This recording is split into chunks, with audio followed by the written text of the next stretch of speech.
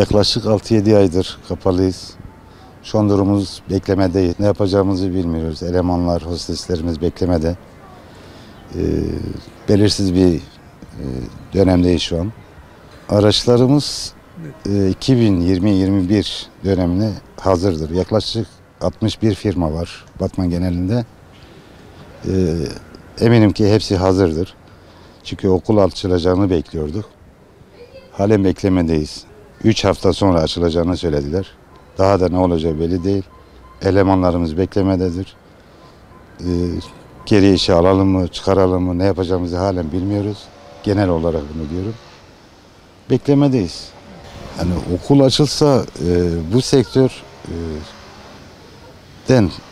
ekmek yiyen bir sürü hostes olsun, şoför arkadaşlar olsun, bir sürü elemanlar var. Yani açılsa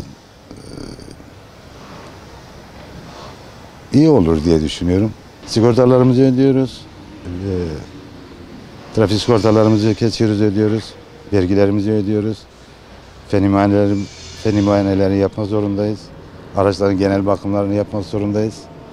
Biz gene ilk gün neyi yapıyorsa şu an gene aynı onu yapıyoruz. Araçlarımız genel bakımları olsun. Dezenfekte, temizliği, her şeyle hazırız şu an.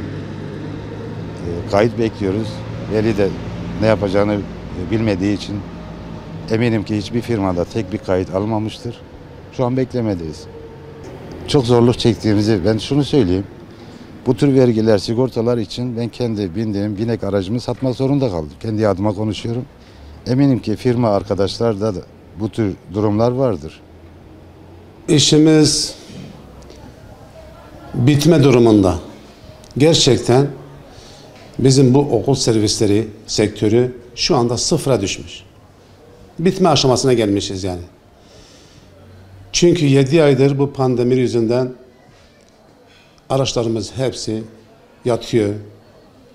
İşimiz yok. Şu anda okullar açıldı diye yine kayıt da yok. Kayıt alamıyoruz. Şoför tutamıyoruz. Araçta bayan rehber tutamıyoruz. Biz vergilerimizi veriyoruz.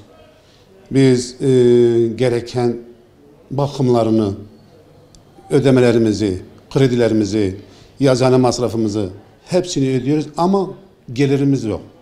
Gelir yok. Sıfır. Araçlar hepsi yatıyor. Şu anda o durumdayız. Gerçekten okul servisleri sektörü yani çok perişan.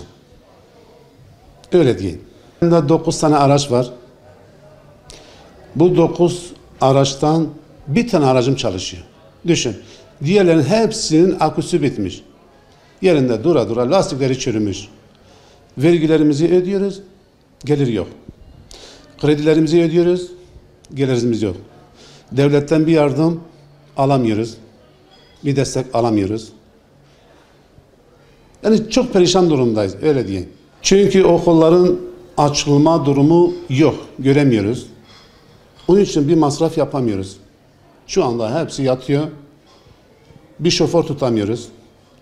Bir rehber tutamıyoruz. Yani ödeyemiyoruz yani bu masrafları karşılayamıyoruz. Şoför maaşıdır, rehber maaşıdır. Bunları yapamıyoruz hocam. Onun için çok mağduruz yani gerçekten okul servisi olarak çok mağduruz. Yetkililere bir çağrımız yani bizim bu sektöre bir destekte, bir yardımda bulunmalarını gerçekten istiyoruz yani. Kredi olsun, bir destek yapmasını istiyoruz.